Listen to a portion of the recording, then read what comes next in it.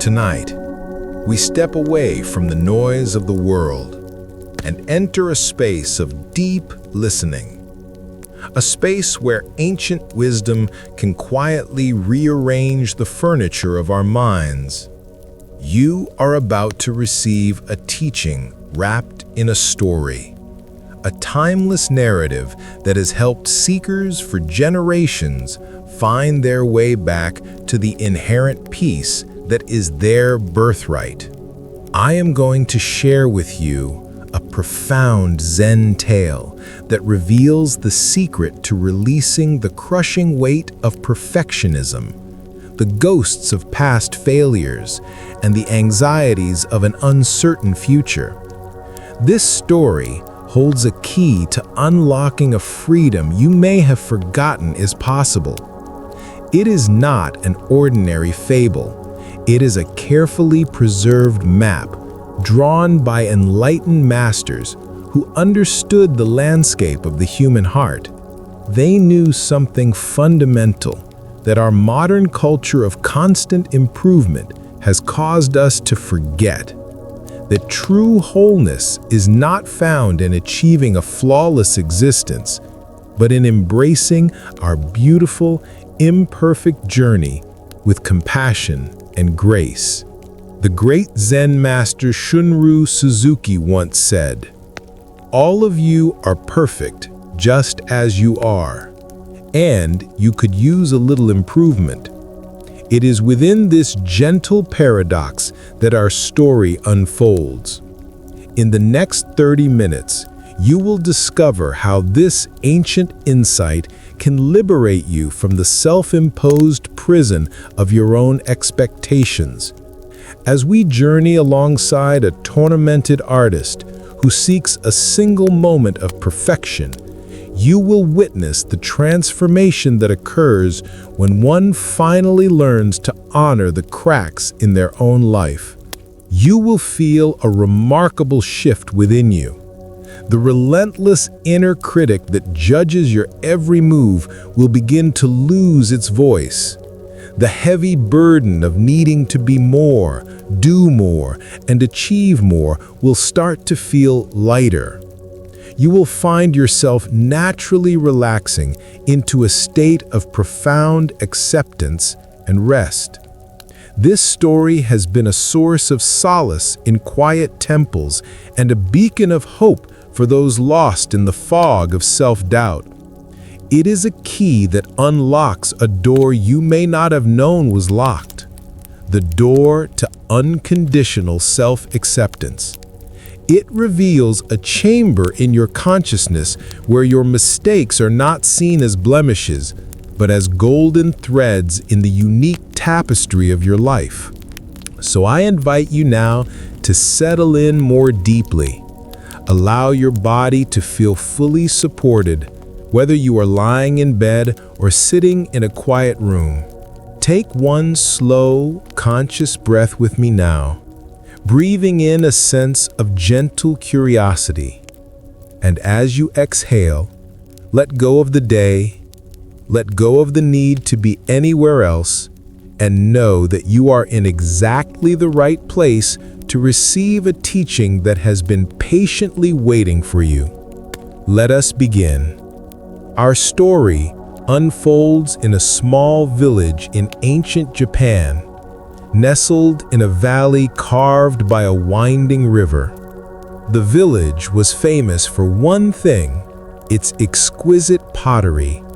And in this village lived a potter named Kaito, whose skill was said to be a gift from the spirits of the mountain themselves. From his hands, clay would rise and transform into bowls as delicate as cherry blossoms and vases as elegant as a crane in flight. His workshop was a place of quiet reverence, filled with the earthy scent of wet clay and the faint aroma of the pine wood he used to fire his kiln.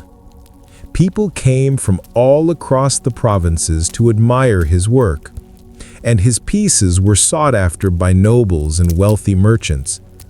Yet, Kaito was a man living in a private hell, despite the praise and the accolades, he saw only flaws. In the graceful curve of a bowl, he would perceive a millimeter of imperfection. In the deep, rich glaze of a teacup, he would find a single, microscopic bubble that would torment him for days. His mind was a relentless critic, a harsh judge that was never satisfied. He lived with a constant gnawing feeling that he had not yet created his masterpiece, the one perfect piece that would finally silence the voice of doubt within him. One evening, after smashing yet another nearly finished vase, Kaito fell to the floor, exhausted and broken. He looked at his clay-stained hands, the hands that had once brought him such peace, and saw only instruments of failure. He realized he was trapped, not by the clay, but by his own mind. In his desperation, he remembered the stories of an old Zen master named Jinsei, who lived as a hermit high in the mountains above the village. They said the master's wisdom was as deep as the mountain lake and as clear as the morning sky. With his last ounce of hope, Kaito decided he must seek him out. The journey was arduous. He climbed winding paths through dense bamboo groves and across rickety wooden bridges that spanned deep ravines. Finally, he arrived at a small, simple hermitage, a humble wooden hut with a moss-covered roof, perched beside a waterfall that cascaded into a crystal-clear pool. There, sitting on a flat rock, was Master Jinsei. He was an old man with eyes that held the twinkle of starlight and a smile that seemed to understand all the sorrows of the world. He wasn't meditating or chanting sutras. He was simply watching a spider meticulously weave its web in the branches of a pine tree. Kaito, breathless and disheveled, bowed deeply. "Master," he began, his voice trembling with emotion, "I am a potter. I have spent my life seeking to create one perfect piece, but I am haunted by failure. The Emperor's exhibition is approaching, and my mind has become my greatest enemy. I cannot work. I am lost. Please, teach me the secret to perfection." Master Jinsei turned his gaze from the spider to Kaito. He looked at the young man's tormented face and saw the deep grooves of suffering carved by his own relentless mind. The master did not speak of Zen or enlightenment. He simply said, "The clay has become heavy in your hands. Let us walk." He led Kaito not to a meditation hall or a library of scrolls, but to the edge of the forest, to a single ancient pine tree. It was not a perfect tree. It was gnarled and twisted, its trunk bent by centuries of wind and snow. One of its largest branches had been struck by lightning long ago, leaving a deep, dark scar running down its side. Its bark was rugged and uneven. "Tell me, Potter," the master said softly, "is this a perfect tree?" Kaito looked at the tree and saw only its flaws. "No, master," he replied. "It is old and damaged. Its form is broken and asymmetrical. A timber merchant would have no use for it." The master smiled gently. "Look again," he whispered. "But this time, look with the eyes of the mountain, not the eyes of a merchant." Kaito, humbled, looked again. He began to notice how the twisted branches seemed to be reaching for the sun in a defiant dance. He saw how the deep scar from the lightning strike told a story of survival, of resilience. He saw how the rugged bark provided a home for moss and insects, supporting a tiny ecosystem. He saw the strength in its crookedness, the character in its imperfections. The tree was not perfect in its form, but it was perfect in its being. It was a living testament to the story of its own life. "The scar does not dishonor the warrior," Master Jinsei said quietly. "It tells the world he has fought. This tree's imperfections are not his shame. They are his history. They are what make it uniquely, magnificently itself. You seek a perfection that has no story, no life. Such a thing does not exist in this world." Kaito felt a subtle shift within him, a small crack appearing in the rigid armor of his beliefs. The next day, the master led him to the waterfall beside the hermitage. They sat on the rocks and watched the water. It crashed down with immense power, then flowed into the pool, then spilled over into a stream that navigated a complex path of stones and fallen branches. "Watch the water," the master instructed. "Does it complain about the rocks in its path? Does it try to force its way through an immovable boulder?" Kaito watched as the stream met a large, mossy stone. The water did not stop. It did not fight. It simply divided, flowing around the obstacle and rejoined on the other side, continuing its journey effortlessly.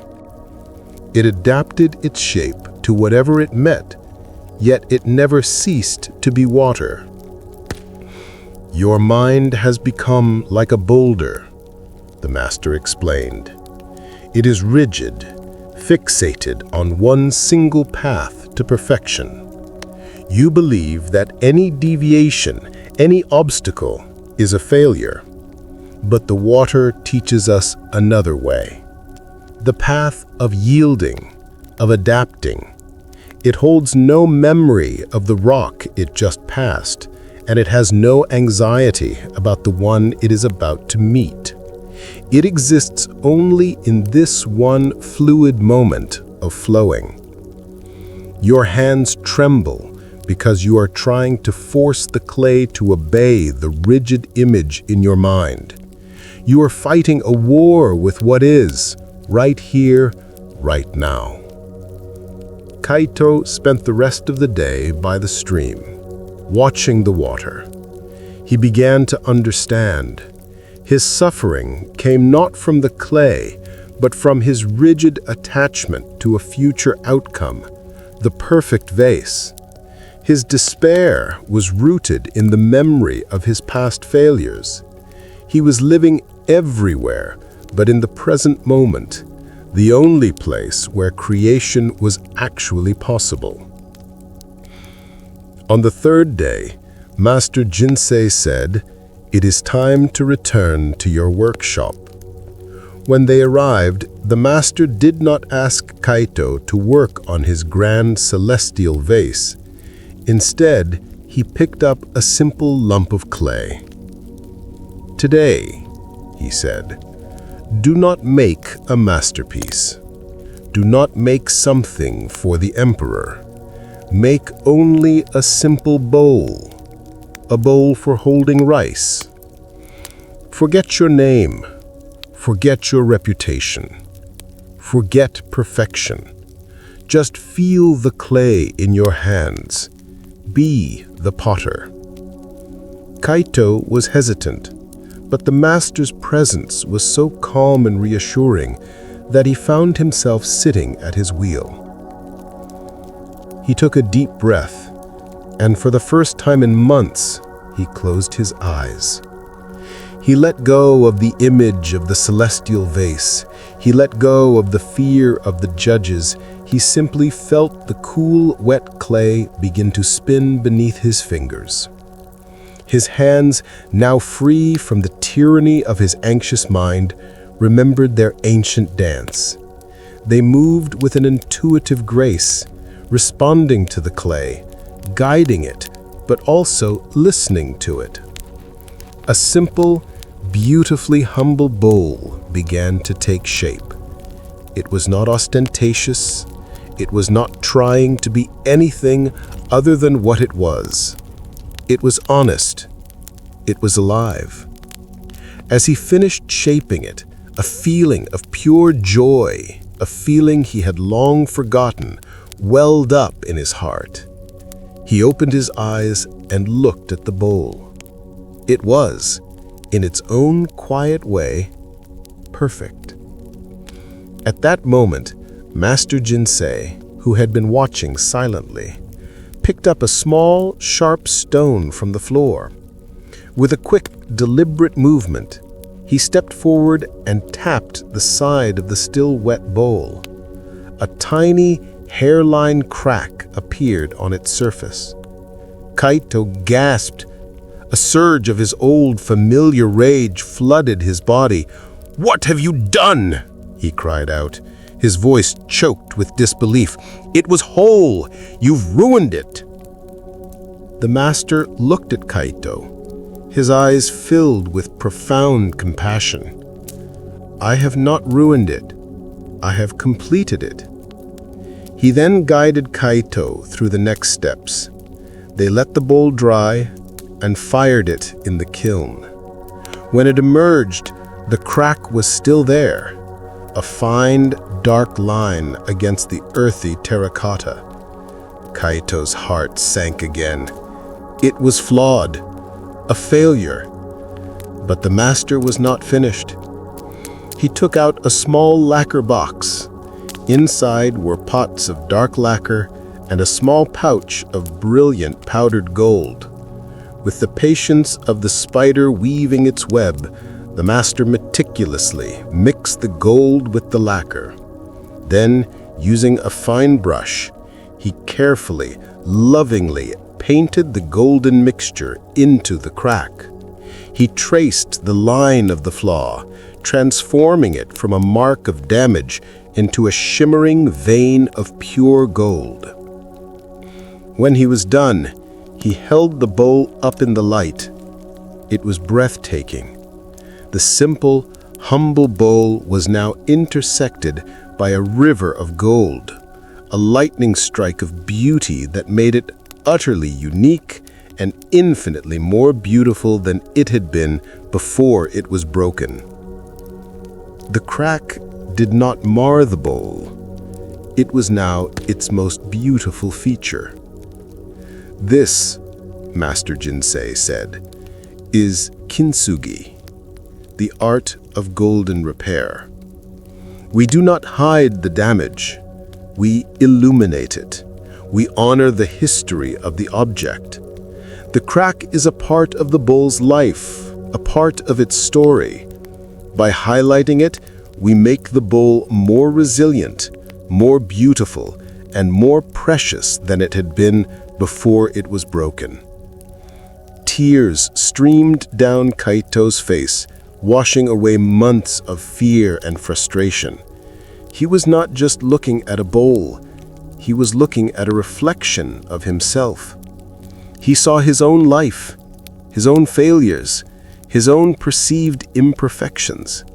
He had spent his life trying to hide his cracks, to pretend they didn't exist, to create a flawless facade. The master had shown him that these cracks were not his shame. They were his story. They were the source of his unique beauty. This profound teaching, which revealed itself in the golden repair of a simple clay bowl, points to one of the deepest truths of the human condition. The Buddha taught that life is marked by impermanence and imperfection. Nothing in this world is flawless or forever. Our modern culture, however, tells us a different story. It tells us to hide our scars, to filter our reality, to present a version of ourselves that is polished and perfect. We are taught to be ashamed of our vulnerabilities, our mistakes, and our struggles. The art of Kintsugi and the Zen philosophy behind it offers a radical alternative.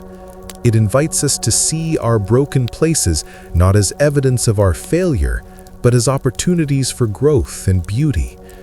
The golden lacquer does not merely patch the break, it celebrates it. It suggests that our suffering, our mistakes, and our scars, when met with the gold of self-compassion and awareness, can become the most beautiful and strongest parts of who we are. Think of your own life.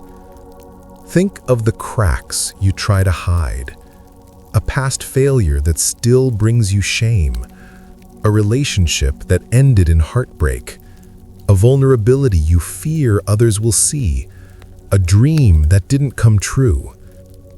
We all have these cracks. Like Kaito, we often believe these flaws make us unworthy or incomplete. We spend so much energy trying to maintain a perfect image, an effort that only leads to anxiety and exhaustion. The Master's wisdom shows us that freedom is not found in achieving a crack-free life, but in learning to fill our own cracks with gold. What is this gold? It is the light of your own awareness. It is the warmth of self-compassion.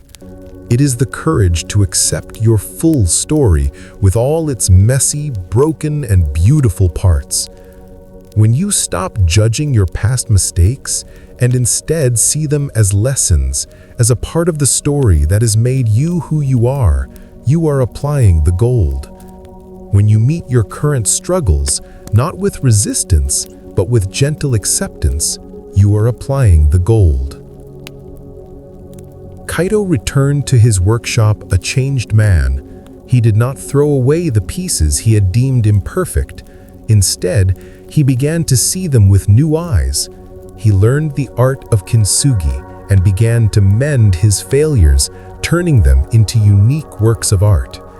He did enter the imperial exhibition, but he did not submit a flawless celestial vase. Instead, he submitted the very first bowl Master Jinsei had cracked, the humble rice bowl with its single radiant river of gold. The judges, who had seen countless pieces of technical perfection, were captivated. They saw not just a bowl, but a philosophy. They saw humility, resilience, and a profound understanding of beauty. Kaito did not win the title of Imperial Artisan that day, but he had won something far greater, his own freedom. He had found peace not in becoming perfect, but in loving what was imperfect. Tonight, as you prepare for sleep, I invite you to gently hold the image of that golden bowl in your mind. Let it be a reminder. Your life does not need to be flawless to be worthy. Your journey does not need to be free of missteps to be beautiful. Your heart does not need to be unbroken to be whole. Your perceived flaws, your scars, your cracks, these are the very places where the light can enter. These are the places where the gold can be applied, making you not weaker, but more resilient, more compassionate, and more authentically, breathtakingly beautiful. Allow this truth to settle into your bones. There is nothing to fix. There is nothing to hide. You are, in this very moment, a masterpiece in the making, and your entire life story, with all its cracks and repairs, is what makes you priceless. Rest now in this understanding. Rest in the peace that comes from finally laying down the heavy burden of perfection and embracing the golden beauty of your own magnificent, imperfect self.